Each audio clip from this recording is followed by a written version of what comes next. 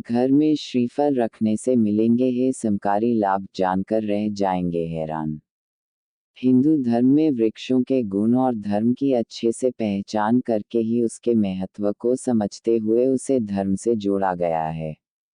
उनमें ही नारियल का पेड़ भी शामिल है। भारतीय धर्म और संस्कृति में नारियल का बहुत महत्व है। मंदिर में नारियल फोड़ना या चढ़ाने का रिवाज है। नारियल को श्रीफल भी कहा जाता है। एक नारियल पर चमेली का तेल मिले सिंदूर से स्वस्तिक का चिन्ह बनाएं। कुछ भोग के साथ हनुमान जी के मंदिर में जाकर उनके चरणों में अर्पित करके ऋणमुक्त मंगल स्तोत्र का पाठ करें। तत्काल लाभ प्राप्त होगा। शनिवार के दिन सुबह नित्य कर्म व स्नान आदि करने के बाद अपनी लंबाई के अनुसार काला धागा लें और इसे एक नारियल पर लपेट लें। इसका पूजन करें और उसको नदी के बहते हुए जल में प्रवाहित कर दें। साथ ही भगवान से ऋण मुक्ति के लिए प्रार्थना करें।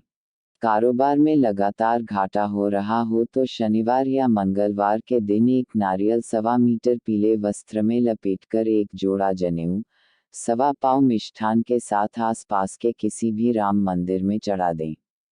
तत्काल ही व्यापार चल निकलेगा।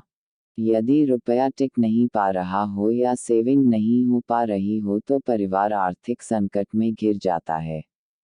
ऐसे में किसी भी दिन माता लक्ष्मी के मंदिर में एक जटा वाला नारियल, गुलाब, कमल पुष्प माला, 1.25 मीटर गुलाबी, सफ़ेद कपड़ा, 1.25 पाव चमेली, दही, सफ़ेद मिष्ठान एक जोड़ा जनेऊ के साथ माता को अर्पित करें।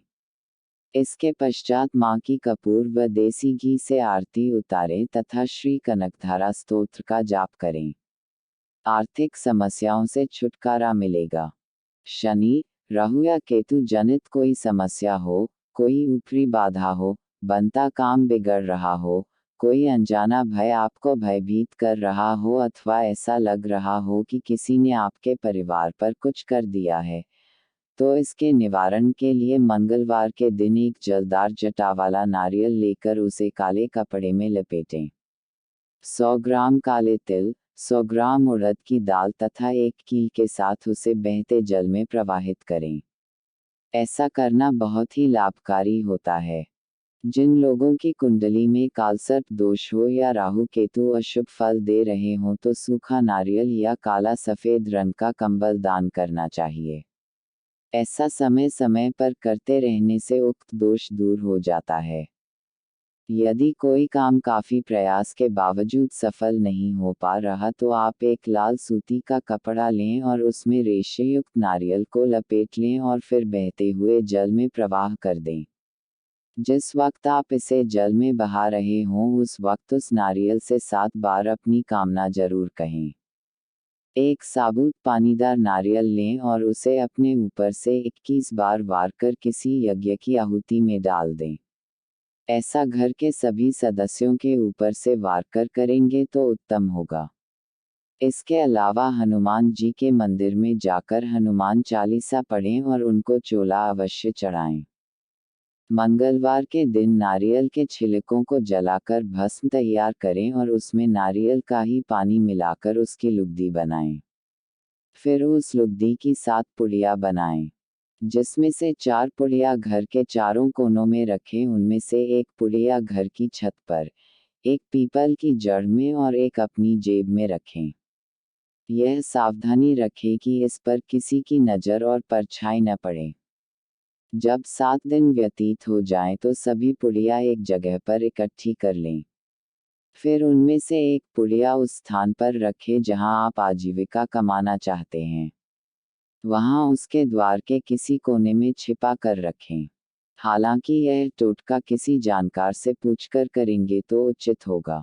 मंगलवार या शनिवार अथवा बुधवार के दिन गणेश जी और महालक्ष्मी की विधि विधान से चौकी सजाएं।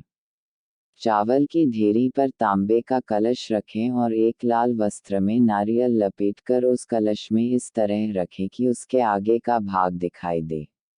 यह कलश वरुण देव का प्रतीक है। अब 2 बड़े दीपक जलाएं। एक घी का और दूसरा तेल का। एक दीपक चौकी के दाहिनी ओर रखें और दूसरा मूर्तियों के चरणों में। इसके अतिरिक्त एक छोटा दीपक गणेश जी के पास रखें। इसके बाद पूजा करें। श्री गणेश और धन की देवी महालक्ष्मी का पूजन करें। पूजन में एक नारियल रखें। पूजा के बाद उस नारियल को तिजोरी में रख दें। रात के समय इस नारियल को निकालकर किसी राम मंदिर में अर्पित कर दें। भगवान श्री राम से निर्धनता दूर करने की प्रार्थना करें।